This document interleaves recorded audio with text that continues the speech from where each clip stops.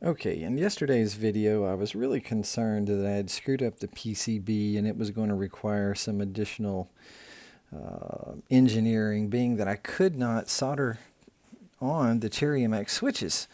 So, and also I was concerned too that the JST plugs were in reverse. So luckily I found out I could just put the JST plugs on the other side. Everything lines up perfectly. It also puts it more in the center of the keypad, which I thought was super great.